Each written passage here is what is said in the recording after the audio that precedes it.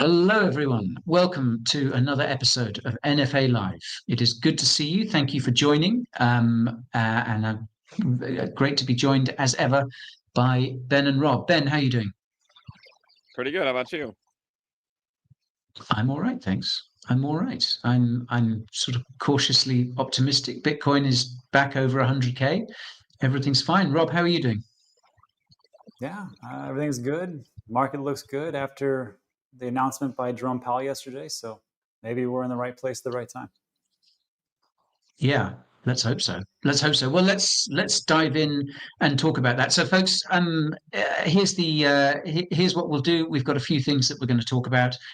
Starting with the Fed, we're going to talk about Altseason as well, a few other things, and then if you have any questions for Ben, Rob, and myself, please do drop them in the comments, and I will try to pick out a few as either as we go along or do them at the end or whatever works.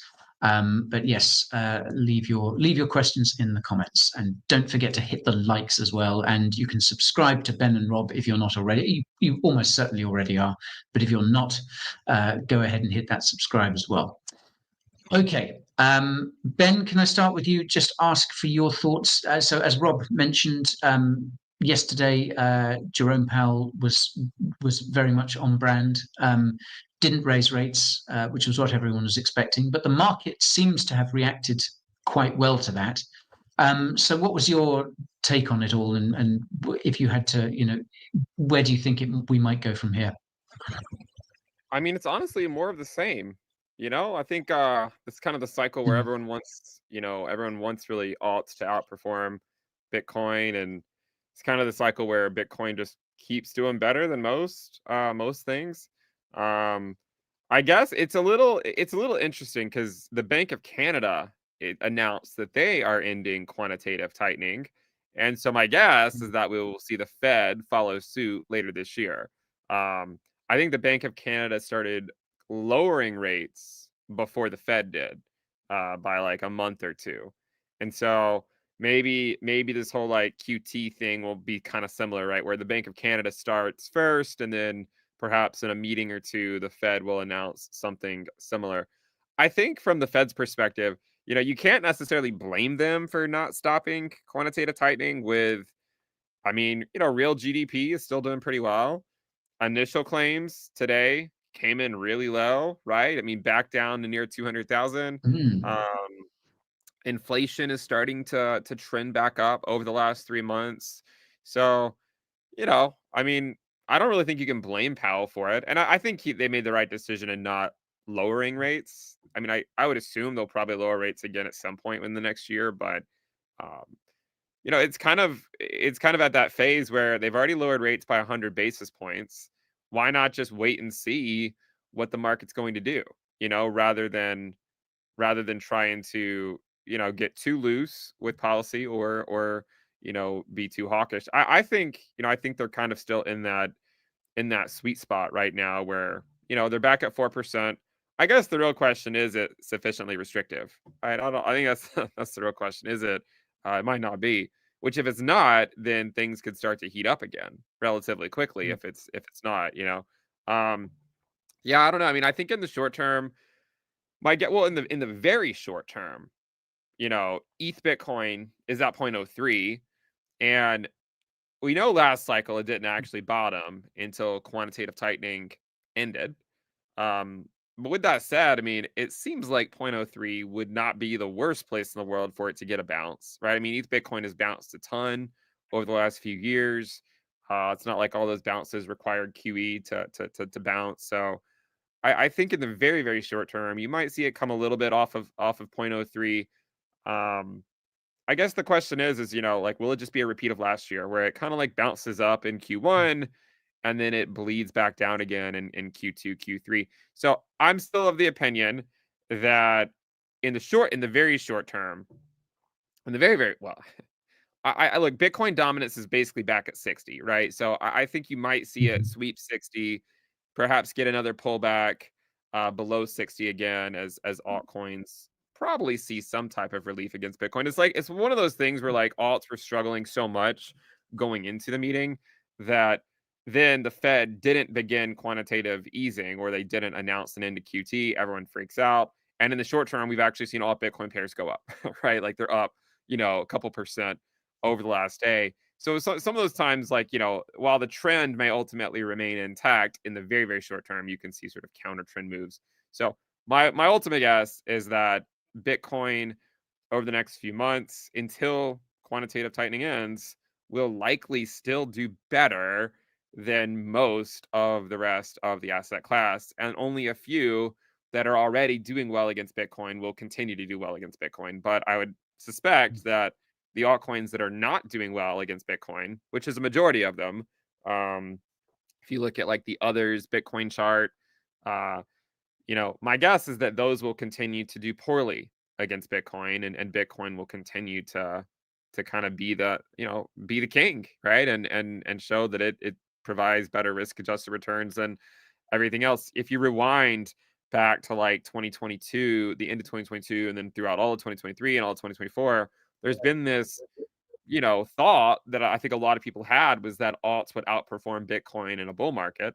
And it's true that that happens when we're not in QT, but during a QT bull market, as we have seen, Bitcoin does tend to outperform the altcoin market. And, I think it's one of those things where everyone keeps trying to front run alt season, right? They want to get all their alts before alt season. The good news for alts is that as long as Bitcoin goes up, alt USD pairs should go up with it. It's just that you might still see alt Bitcoin pairs bleed. So I guess, in the very short term, it makes absolute sense to see this bounce by alt Bitcoin pairs, because, it's one of those sort of by the news events, I guess. But yeah, I don't know. I feel like in a couple of months, we could still see Bitcoin dominance still doing okay, because again, until QT ends, what reason does Bitcoin dominance have to go back down to 40%, right? And I'm not saying it can't go back to like 55 or 56, but I don't really see it going back down to the 40s until QT is over. Yeah, yeah, and I guess, I suppose it's perhaps natural that or to be expected that alt fiat pairs would have bounced on this news, because they had such a terrible start to the week, didn't they? So there was kind of there was kind of room for a recovery there. I mean, most of them are still seeing pretty bad. Still got a lot of losses to make up, but yeah, I guess there was room for that bounce. Yeah, I think with ETH Bitcoin at 0.03, like, whether it's the bottom or not, I mean, you would think there'd be some type of positive reaction by ETH Bitcoin at 0.03. Like, I mean, think about where ETH Bitcoin was in 2022 at the merge. It was like 0.085 or something, and now it's at 0.03, and it's struggling to catch a bid. It's just been a completely different tune in the market in 2025 compared to 2022, which is why I do think ETH Bitcoin will ultimately go up this year. But until QT ends, who knows? Yeah, yeah. Rob, can I throw the question over to you? Not so much, unless you've got anything to add to that, but Powell also made some comments about crypto. I'm seeing sort of debate in the comments section here about whether they're sort of positive or neutral. But what did you take from that? Do you think, do you think that is a positive sign, or do you think that it was sort of classic Powell sort of trying not to say too much? What I missed the first part. What was the positive, and what's the debate? Well, basically, he was saying that banks are able to work with crypto now. Yeah, Yeah. yeah, I mean, that's great. I mean, the SOB 121 is repealed, so that'll give us clearance for that. Maybe that's what he's waiting for, or maybe it was the new administration that's come in which is Trump, which is trying to make digital assets a powerhouse in America. So yeah, I mean, I think that's good. I think that's positive. I don't see why Jerome would come out there and be uber bullish on crypto. It's not his job to be uber bullish. His job is to set rates. His job is to make sure that inflation doesn't come back. His job is to not be like Chair Burns was before, and be more like Volcker, and let us not go into a deep recession. And so far, he's hit it. So I'm pretty happy. I will say, I will say this: if you guys are looking for information as like who to follow for like these macro events, I don't know if you're really into it, like I am not, but there's a guy named Ben Cohen, and on his Twitter account, you can just look at. He actually does this as Jerome is speaking. He types this in consistently, and like I don't want to watch like super long videos. I just go to Ben's Twitter account and I just read this from the very top to the bottom and go, oh, well, that's what's going on. That's what's going on with the events. This one part here, I don't know if he said that QT will continue until ETH goes home. The questions I have is when will ETH go home and where is that home? Maybe So, at this point, maybe after the bull market's over. exactly. Exactly. So, yeah. So for this one, if you guys are just looking for like a play-by-play, just follow Ben. I've heard of that guy. Yeah, me too. Yeah, yeah. I think what we need is a kind of an AI Ben Cowan that we can all just install as an extension to our browser, and it can just kind of keep us updated as we go along. I have that. It's his website, Into the Cryptoverse, which I'm constantly stealing from. But yes, good stuff. I think the Good thing stuff. with the reporters, I feel like they need to ask better questions, because how many of the reporters yesterday, like Powell was like, I will not be answering any questions about elected politicians, and then everyone's question was like, what are your thoughts about Trump, doing this or doing that, and it's like, he's not going to answer those questions. But we did get some good questions, and there was one woman who was asking specifically about quantitative tightening, which they don't often ask about. I think most people always tend to be more concerned with interest rates, but the crypto markets seem to be, at least, the intricacies of all Bitcoin pairs seem to be more tied to, QE, QT rather than interest rates. Yeah. Lots of call for Ben AI. Ben, you've got to get into the Cryptoverse team working on that.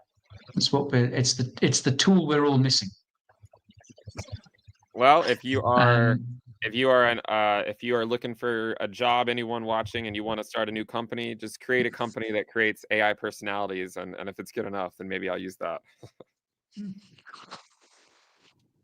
Good stuff. Good stuff. Okay. Well, talking of AI tools, one of the reasons, or one of the culprits, if you like, for this week's sort of negative price action up until today, was the release of DeepSeek, this Chinese LLM chatbot, which kind of spooked all the markets, really, not just crypto. And obviously, we saw a big, I think, Nvidia stock, an enormous amount was wiped off Nvidia stock, which I should say, actually, Nvidia has made a fair bit of that back.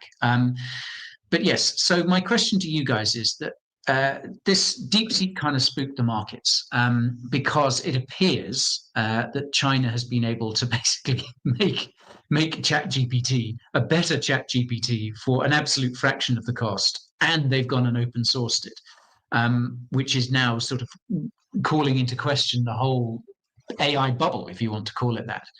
So do you guys, I mean, I'm just really interested to hear your thoughts on it. Like, have we underestimated China? Do you think this is something that we're kind of maybe making a bit too much of a fuss about? I see someone in the comments saying it's a good distraction, which I think is a good point. But Rob, I mean, if I can ask you first, like, what did you make of this? Was this, I mean, were you surprised? Is it something? Do you think it's a kind of disruptive force, or are we kind of is it a storm in a teacup?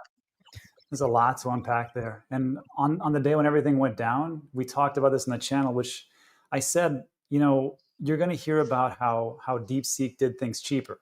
Instead of 100 million, it took 5.6 million. And they leveraged the power of learning language models, and they were able to compartmentalize and make things faster, cheaper, easier.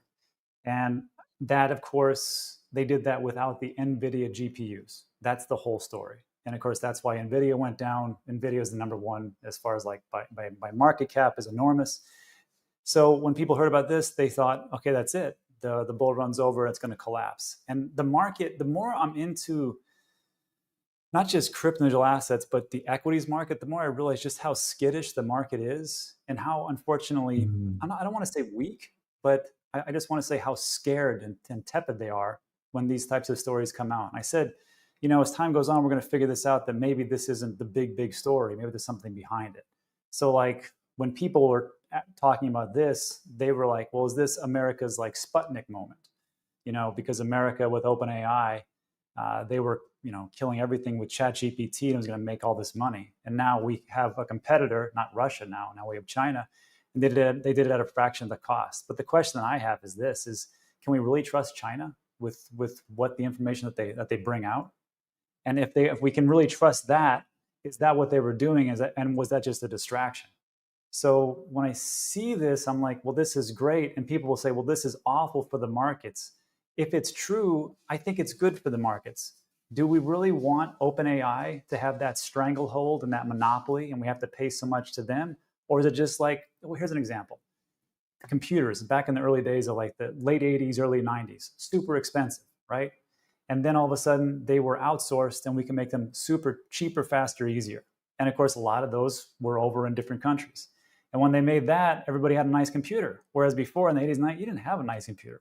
So it just takes like, if you think, ChatGPT and OpenAI is the only way to go, and this is a bad thing, I think this just opens the door for other companies to actually do this and not, like I say, have a monopoly. So when I look at it as a small business owner, I look at that and go, this is good. I don't want to have to pay OpenAI for so much money. And I hope this will actually spur innovation. We can actually do something with it. So I saw it as a positive, as everybody take a look at it as a negative.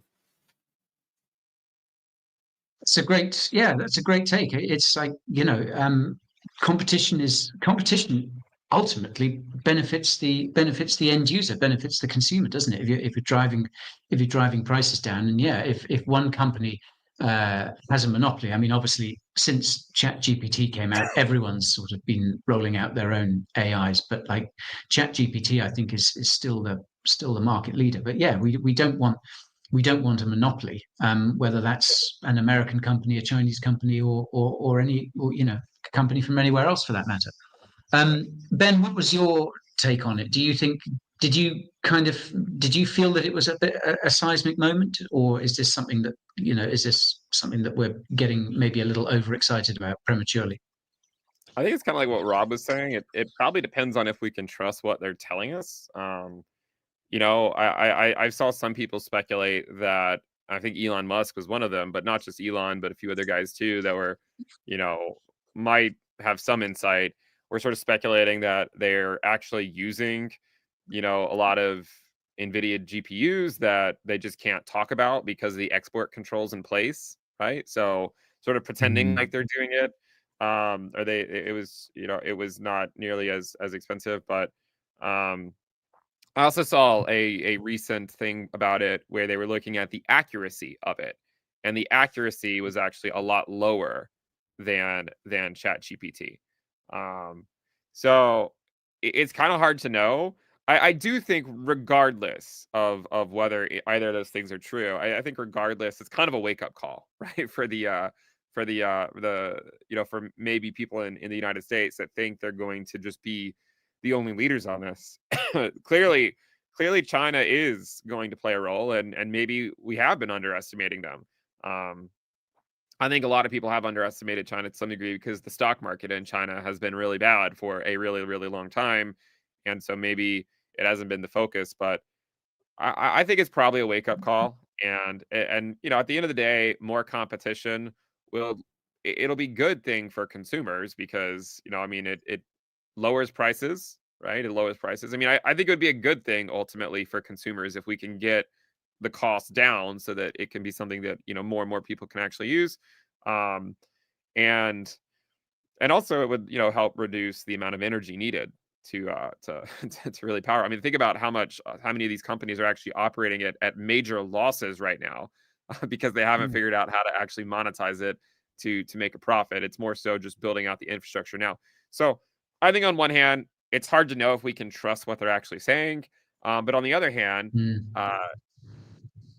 it's probably, like Rob said, it's probably good news over the long term because, perhaps we don't need the same type of insane infrastructure built out to actually have something that's somewhat workable. Yeah. Yeah. It's, yeah, I think, I guess maybe it's one of those things, as you said, Ben, markets are so skittish, and yeah, obviously crypto is perhaps the worst for that. But yeah, it's just that sudden uncertainty that gets sown, doesn't it? And then, as you say, people start to question it. And yes, I think there's definitely a lot of people kind of questioning, okay, well, $6 million really, and perhaps I think as well, a lot of speculation that maybe China was able to kind of stack these chips, before some of the bans were put in place. So I think it's definitely right to be sort of skeptical about the claims that they're making. And as you've both said, like, China is not exactly known for being particularly sort of forthcoming when it comes to data. I mean, I think for years now we've been taking the economic data, for instance, that comes out of China with a massive pinch of salt, because we just don't know. The Chinese government, the Chinese authorities, whoever's pulling the levers of power, will say kind of what they want us to hear, I guess. Well, even Absolutely with NVIDIA, I think a lot of people are speculating, like, are they really selling like 1/5 of these chips to Singapore, or is it really going somewhere else? Yeah, we'll never know. Yeah. Who knows? Yeah. That's a good point. It was interesting as well to see, like, AI, obviously, like NVIDIA. I guess all AI cryptos are kind of, their price action is tied to NVIDIA's. But I thought it was quite interesting to see kind of them crash as well, because, again, as you guys have said, like, this is probably long-term good for the consumer, if it reduces the possibility of a monopoly. I wanted to share this with you. I thought this was one of the best takes that I saw on the whole thing. This is Ilya Polasukin, one of the co-founders of Near Protocol. Everyone in AI, novel research, open source, frontier model, cheaper and on-device inference, conclusion, accelerate. Everyone else sell AI stocks. I thought that was I thought that kind of underlined the point that you made, Ben, about just the markets just being so crazily reactive to this sort of news, and then kind of everyone sort of calms down, and it's like, oh yeah, actually, it's not quite as bad as we thought. That is true. That is why, like, I look at people who trade on leverage, and I'm like, can you imagine being liquidated because of something that came out of China that may or may not have been true? And you're like, oh, I just lost my life savings because I did leverage play 100x. That happens. Yeah. It's it is kind of baffling, and I guess it's it's something that we're seeing a lot at the moment. The market really is kind of skittish, reacting sort of fairly recently to to Powell's last comments, when he was sort of more hawkish than many people were expecting. Market takes a tumble, and you think of all these people selling, and you're just like, but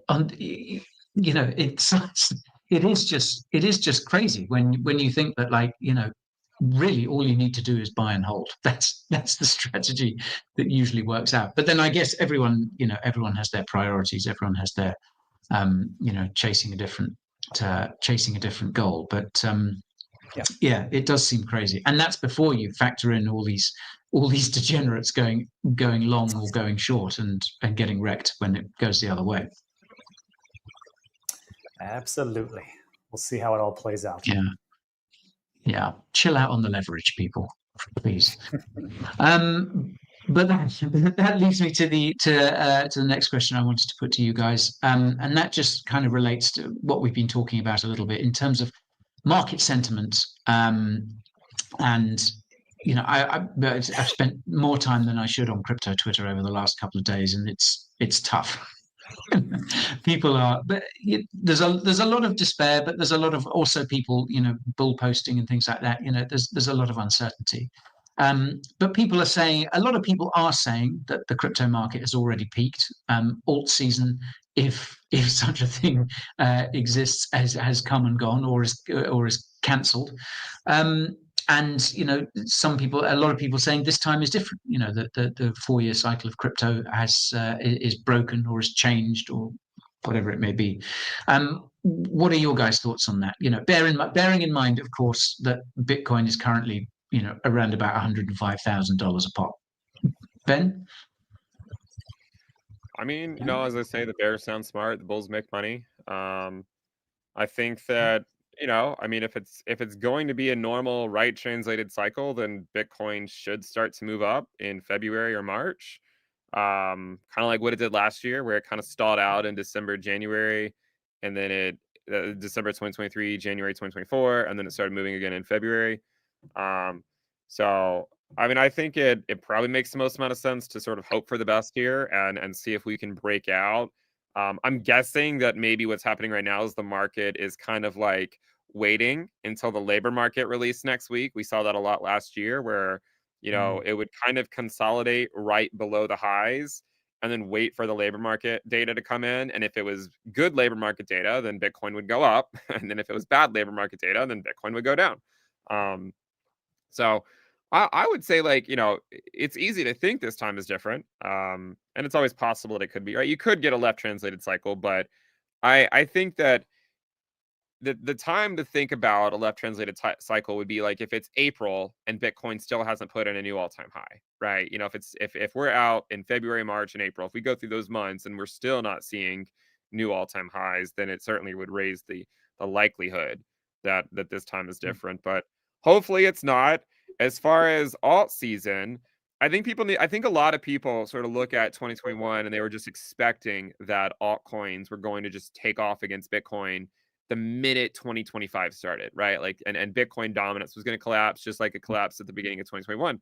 But remember, if you look at alt Bitcoin pairs in the 2016, 2017 cycle, which arguably this cycle is a lot more similar to than the 2019, 2020, 2021 cycle, in that cycle, alt Bitcoin pairs were still at their range lows, even as late as November of 2017. So, and I got to be honest, right? I mean, like I've struggled to think that QT could go on this long, right? If you had asked me in 2022, will QT still be going on when we're in, going into February 2025, I probably would have said no. But here we are. So, there does exist an outcome where you still get that, but it could of course occur much later on in the year, kind of like the 2017 cycle where you saw the big spike, you saw the big drop by Bitcoin dominance, but it didn't really happen until later on in 2017. So you might see something similar like that here. The only counterpoint I could see would be if we repeat, like kind of like last year where it goes up into March and then fades again. And then that could get those alt Bitcoin pairs, down to the range lows by November. But yeah, it also depends on what alt season even is. I think a lot of the arguments that have occurred on Twitter and on YouTube is that people don't even fundamentally agree on what even alt season means. I think to a lot of people, if the altcoins that are holding go up by 50%, 100%, in their mind, that's alt season.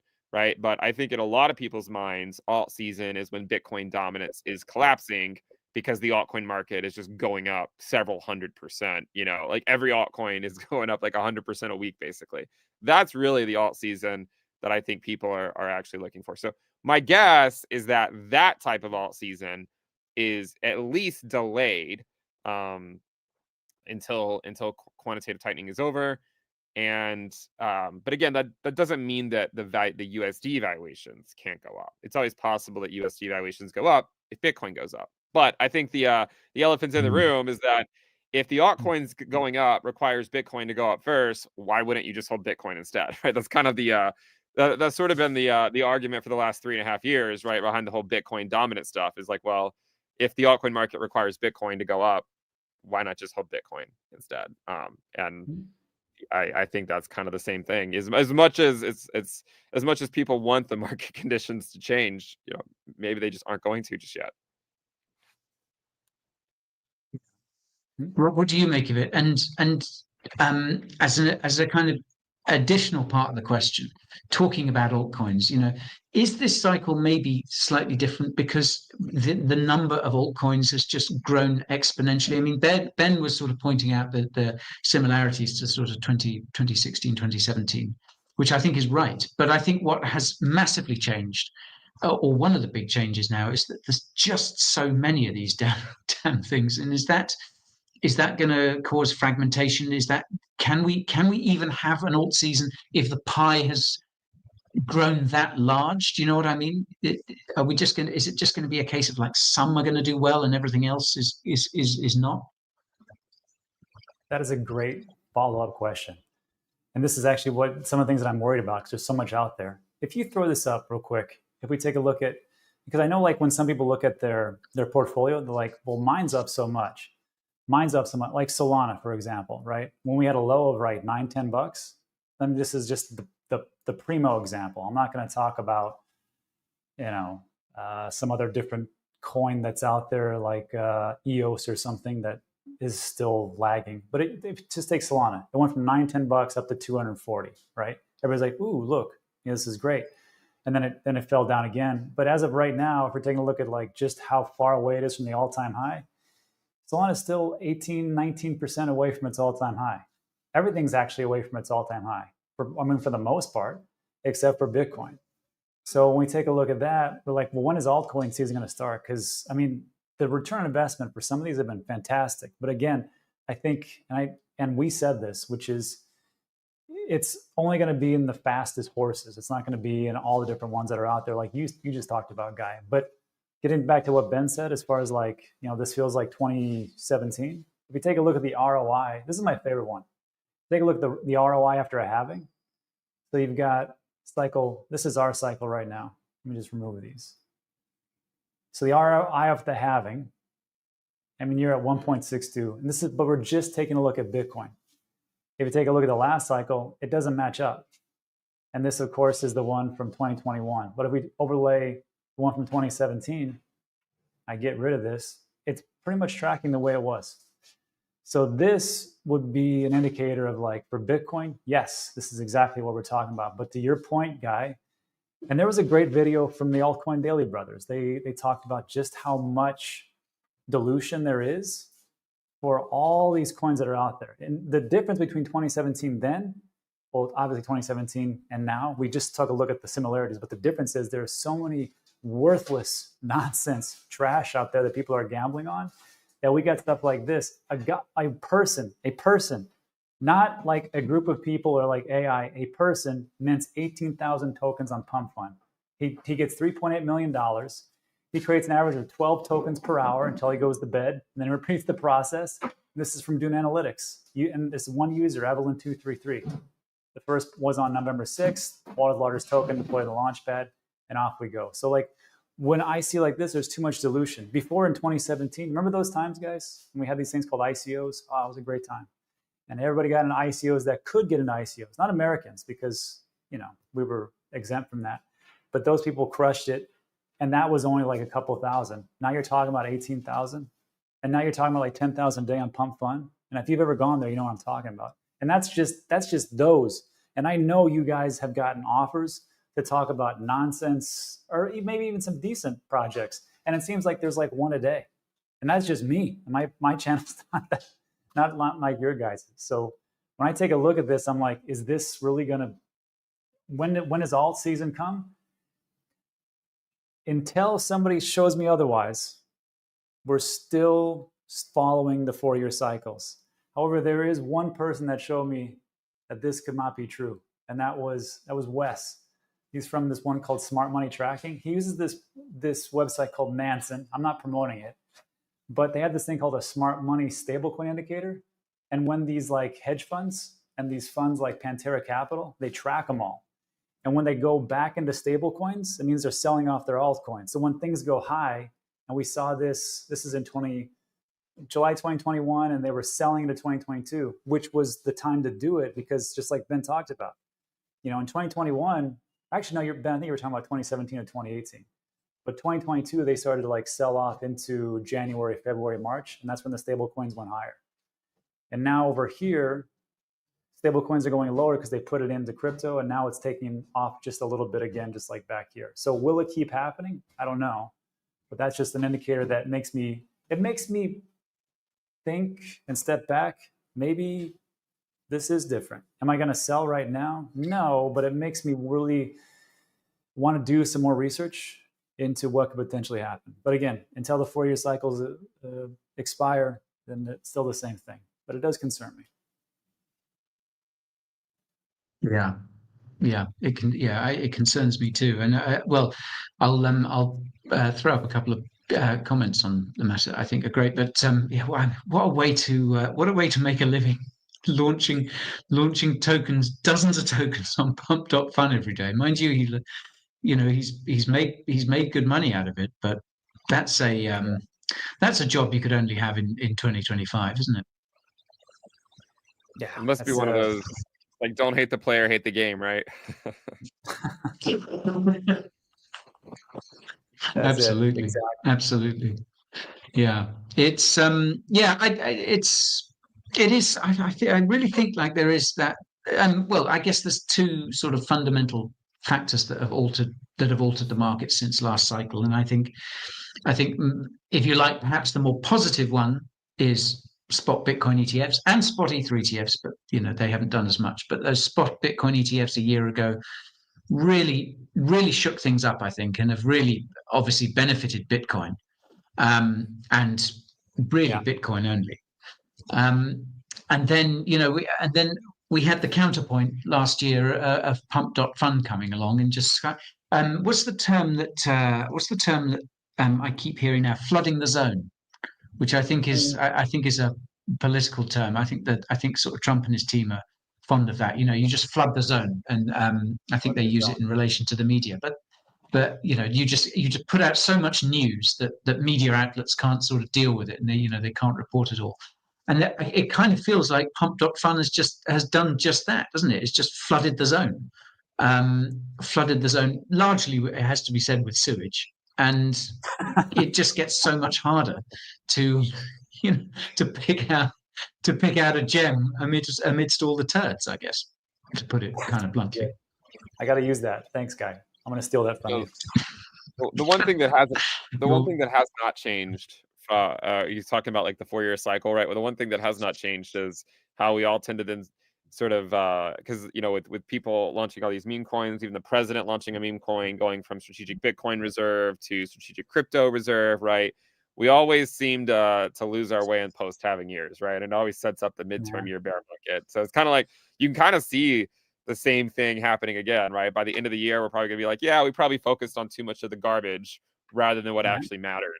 And then you get your correction in your midterm year. But that's at least part of the 4-year cycle. It does not seem to be changing at all, that we lose our way in the post-halving. It doesn't mean prices can't go up. It just means we focus on what we shouldn't be focusing on.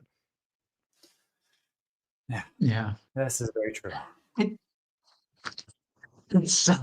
It's kind of comforting to think that really, in that sense, nothing's changed. We've all just, as Ben says, we've just lost our way.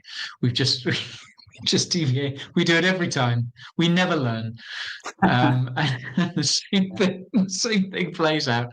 And we ask the same questions like, is it different this time? Is it different? And really, it's not. We're the same idiots that we were 4 years ago, and the same idiots that will be in 4 years' time. I for one draw some comfort from that. Oh, guilty. Hey, yeah, just know that there's nothing we can do to change it, right? That's right. That's why we do these shows, so people can come with us and be like, yeah, I kind of idiot myself too, and bounce ideas off. It's great. Okay. Great. I wanted to ask one more question of you guys before we sort of switch over to some of the things that the audience have been asking. If crypto had its own superhero, what would they be called, and what would their special powers be? And you can also take submissions for crypto supervillains as well, because I think that's how all these Marvel movies work nowadays, isn't it? You have the heroes and you have the villains. Yeah. What do crypto superheroes look like? Rob, do you want to go first? Yeah, this one's let me show something with you. I think I think it's the superheroes is what really are needed. And right now, I think what's needed is protection against scammers. And this is just from Chainalysis. $2.2 billion was stolen last year. I don't know how much it is right now, but on a bull market, usually there's more to steal. And that's why I've said, like, if you want to make a lot of money in crypto, just be a hacker, because they put in, only thing they put in is time. They don't put any of their money in, just their time, and they steal like crazy. And it's been happening. I've had a friend lose his entire life savings. I've had a guy that was on my channel who had his entire wallet hacked from a interview that was put together by a hacker who had, just like what happened with Jessica guy. Remember when Jessica, she got a link from it was the platform for meeting, Zoom meeting. He clicked on that it drained his wallet. And another guy happened to him the same way. So like when I take a look at this, I'm like, and here's the thing, it's only gonna get worse. Look, hold on, let me show you this real quick. Sorry. I want you guys to hear this. So this is Randy Hipper. She's got Miss Teen Crypto. She's, everywhere. And she actually goes on Fox News every so often and Newsmax. But listen to this. This is her. This is a fake AI impersonation from another, so I think it's from TikTok. Hi, David. I'm reaching out personally to assure you that it's truly me. I understand how crucial it is to verify identity these days. So I hope this video helps to build your confidence that you're speaking with the real Randy Hipper. Yeah. So you got stuff like that. So like when I think about it, that's fake. Yeah, wow. I know. Wow. So when we call for like, hey, we need a Ben, we need a guy, I'm telling you right now, they're already out there. And when I take a look at stuff like this is who I see.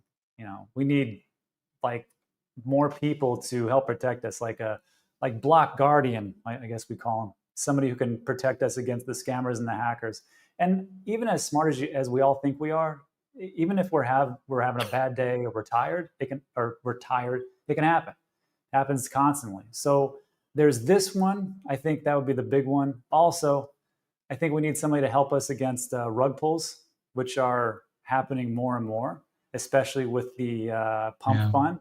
But I had ChatGPT make the rug puller shadowy, because in my personal opinion, I don't think it's just these random people. What I think it's a cabal of people like these VCs who are in the back shadow doing all these things so they have all the money. And I've talked to other projects who they say, we can't get any funding because the VCs that we've talked to say, are you one of two things? Are you AI or are you a meme coin? If you're not, we're not going to talk to you.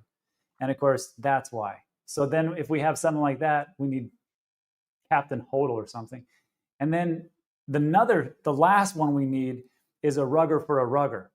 So all these rug pulls that happen, hopefully we have people out there that can rug pull the VCs that are doing this. And I guarantee they're doing it in the background. So those are my three superheroes we need in the markets, or in the crypto market. Yeah.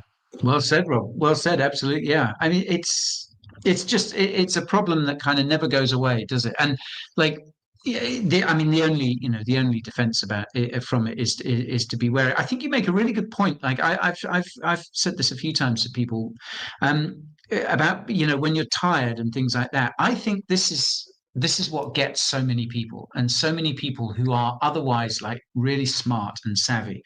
I think and I think this is how like a lot of scammers work, and not just in crypto but elsewhere. Like these guys who ring you up, like we have tons of them over here in the UAE, people ringing up pretending to be Dubai police, trying to get your Emirates ID number and things like that, blah blah blah. But I think what they're relying on a lot of the time is that they know, like, most people are pretty savvy. Obviously there are some people who aren't, but what they're relying on is trying to catch you when you're tired. And I think this is I think we all have those moments, just like either it's the end of the day or, we're just generally exhausted. And like people who've got kids or something, they've been up all night. This is when sort of otherwise smart people get taken in. And I always say to people, it's like, never do crypto stuff. Like if you're setting up a crypto wallet, for example, if you're setting up your hardware wallet or anything like that, never do it when you're tired. Like never try and do any sort of admin-y stuff, any sort of risky stuff when you're, when you're just not feeling it, when you're not all there, because that is when you make mistakes. Yeah, well said. Well said. Yeah. Thanks. Ben, what would your crypto superhero / supervillain look like? Well, honestly, all the ideas I had for the superhero, Rob already mentioned. Yeah. So I don't really have anything to add, but I do have a villain. Oh yeah. See how Ben smiles with that?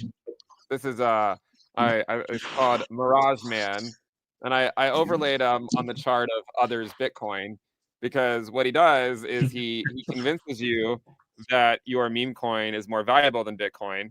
So he gets you to give him your Bitcoin in exchange for the worthless meme coins that are asymptotically going to zero against Bitcoin. That's why I overlaid it on the others Bitcoin chart, as you can see. Perfect.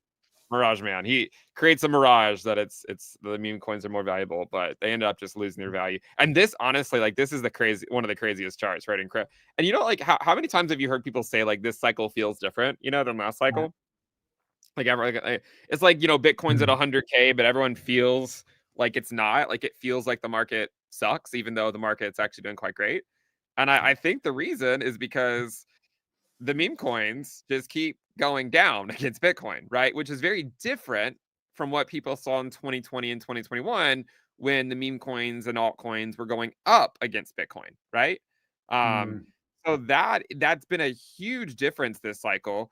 And I think that's one of those things where, like, people keep trying to figure out, they're like, wait, how is this cycle different?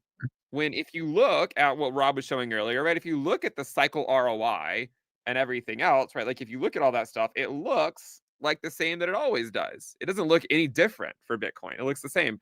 I think it feels different for everyone. And they're like, well, why do I have these feelings?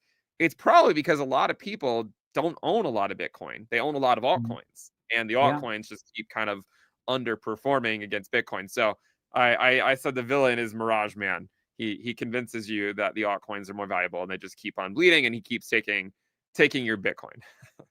That's perfect. Perfect. Beautiful. I don't know what's scarier, Ben, Mirage Man or the chart. They both both keep you awake at night. I had one of my colleagues help me with this, knock up a couple of villains. So yeah, similar to what you had, Rob. We also have. Can I bring him up here? That's really there we good. are. Rug pull. There's Rug Pull. And this was my favorite, actually, for the villains. Slightly different tone.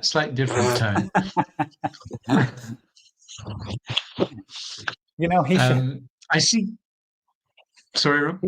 Oh, I would say, like, if you could put a like a sign of him holding up because he's jobless, which would say, like, "We'll regulate for food," that'd be perfect.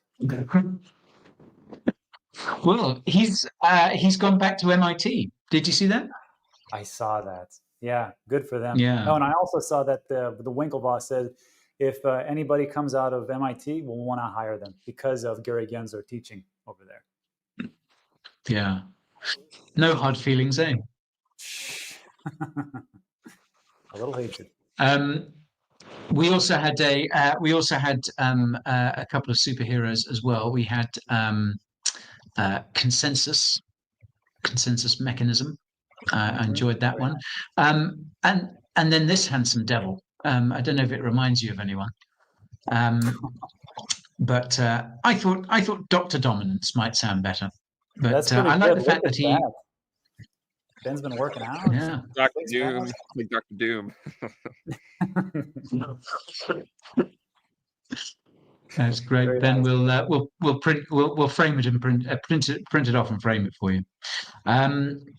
So those are our crypto superheroes and supervillains. It says a lot about crypto. I think there are just as many villains, if not more, than actual heroes there. But let's cycle through to what some of the people have been asking in the comments. Ben, this one's for you. Lawrence is asking, do you think recession is here, or will it come soon? Think the Fed is lagging and only looks behind? I mean, I think with initial claims at 200K, it's not here yet. I don't think that until they're 300K, it's a big deal. Actually, I can share my screen really quick. Let's see, because we track something. We track some of that stuff. So share screen. Okay, so if you look here, we have this recession risk dashboard. Everything is still pretty low right now, right? Like the unemployment rate risk is low, job openings risk. A lot of these things are still relatively low. The only thing that's concerning is the interest rate risk, which is frankly has been concerning for years. But again, you can see it starting to fall here. Like if you zoom in, it's starting to drop, and normally at some point during the drop, you could get a recession. But I think the biggest thing is to look at the charts, right? And this accounts for the unemployment rate, job openings, job quits, initial claims, continued claims, and then GDP, GDI, imports of goods and services, industrial production, business inventories, and manufacturing and trade sales. And I mean, as of right now, everything is still doing okay, right? Like none of it really looks that bad.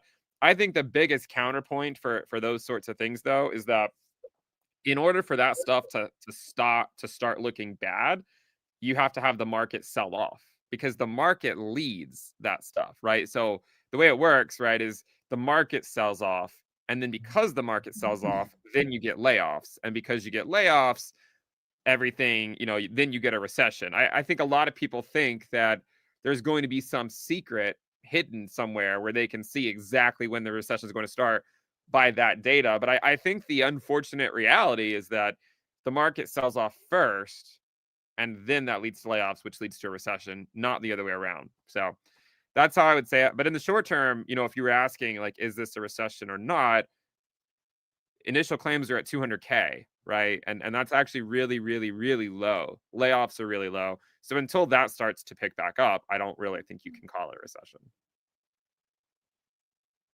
Okay. Thanks, Ben. Another question for either of you guys. I think this is a great question here. DC378. Based on how the altcoin market is struggling, I feel like the Bitcoin price would be way lower without the ETFs. Where do you think BTC would be right now if we didn't have the ETFs? That's a tough question. So I feel free to pass on it, because I'm not quite sure myself. But do you guys want to? Well, I mean, do you think we would be significantly lower at this point if we didn't have those spot ETFs? I don't think we'd have the notoriety or the backing of different institutions that are coming in, because they'd say, well, we're still, the U.S. government is still against Bitcoin because they haven't approved it. Because if it would have gotten denied, how could it have really gone up? And then also, I would say like this. I know some people say, like, not your keys, not your crypto, and you should never do an ETF because that's not the way it is. But I have to tell you, as I've been hearing more and more about hacks and people losing everything, or just forgetting their codes, or actually having their mnemonic phrases burn up in a fire, or whatever it is, sometimes you take a look at ETFs and go, that's actually a pretty good play. I mean, just to do it that way. Again, I can hear the counter argument, but what's worse, losing everything or actually going into a little bit of the dark side? So, I mean, as far as like the price, I could obviously a little lower, but who knows? Yeah. Ben, is that? Shall I add your screen there? Yeah. Are you sharing your screen on this one? We had talked about the 2016-2017 cycle, and Rob mentioned earlier, as measured from the halving.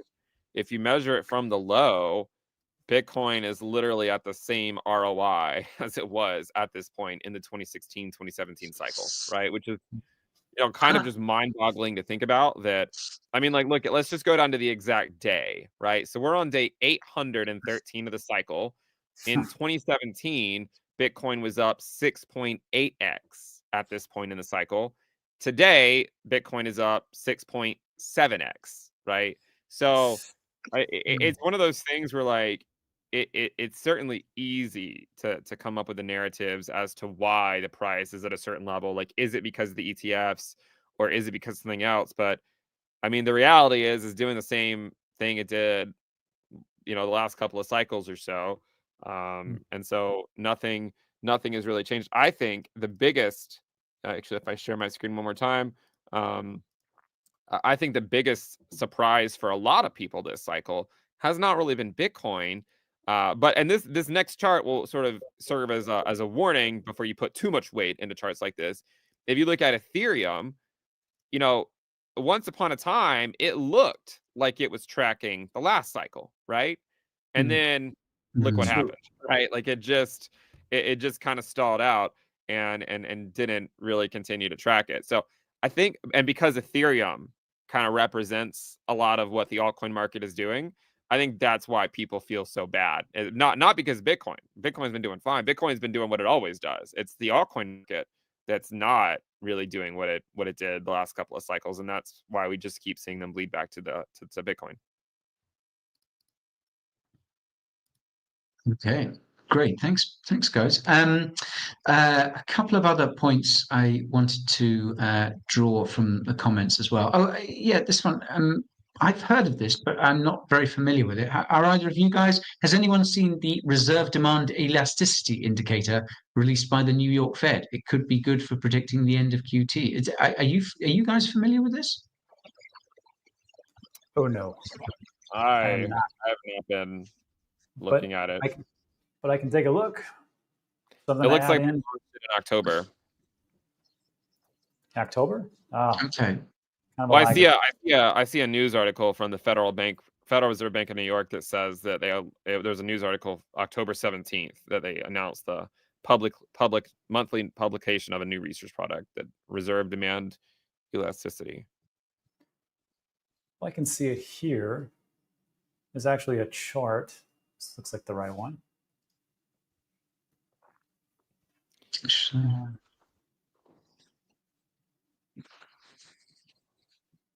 This is from the New York Fed. Is this one that we need to have in our toolkit, perhaps? Maybe so. October. Well, that looks pretty stagnant. So we're not seeing an end to QT anytime soon, which I think was kind of what Ben was saying. Yeah. Maybe it's not looking. Yeah, right. I mean, who knows? Maybe it'll go on far longer than any of us think. Yeah, but at some point, at some point, we have to turn those money printers on. There's no way we got out of this debt without printing, and that would go against, I don't know, the last 50 years of what we usually do in America. I definitely do agree with you. Yeah. I definitely do agree with you, but I think the only issue is that we could have said the same thing 2 years ago, and it still, it still hasn't. But I agree. I do agree. Like it will likely change, and I would think it's going to change sooner rather than later, but who knows? Powell did not really give any indication that they are on the verge of ending it. Well, maybe tariffs will be the answer. Yeah. There were a few questions about tariffs. Actually, I didn't highlight any of them, but maybe that's a topic for another stream. I wanted to highlight this comment as well. This great correcting me on the pie analogy here, Guy. The overall size of the crypto pie grew a little bit, but it's more that we have a few 100,000 more slices of that pie. Yes, very well said. Really hard for people to be fed a proper piece of those slices. Yeah, you're right. I think that the pie has grown. The total crypto market cap is appreciably larger, but yeah, it's so damn hard to pick the right slice, you might say. Any others I wanted to well, let's leave with this one from Vincent. I think this is some good closing wisdom. If 1,000x's were so easy, nobody would work anymore. Which ties into one of my favorite things. I think my grandfather used to say, it's just like, if it's easily come by, it isn't worth having. So I think that's a good motto to carry with you into the trenches today and tomorrow and onwards. It's not as easy as some people may make it out to be. It is hard, but that's why it's worth pursuing in the end. That's kind of what crypto is all about in a way. Exactly. Easy come, easy go. Exactly. Okay. All right. Thank you, everyone, for watching. Rob and Ben, thank you very much for joining me. I will see you again next week when we will be on Rob's channel. Nope. Is that right? Hey, No, you had Rob's a channel. I always get that. Always get that. you were on a streak there for a while, guy. You were on a streak. You were nailing it. All right. I've only got 2 to choose from, and I always managed to choose the wrong one. So well done me. Well, all I'll say is it's 7 p.m. here in Dubai, so it's getting towards my bedtime. I'm not as sharp as I should be. All right. Great to see you, everyone. Thanks for watching. See you again soon. Bye-bye. Bye, everyone.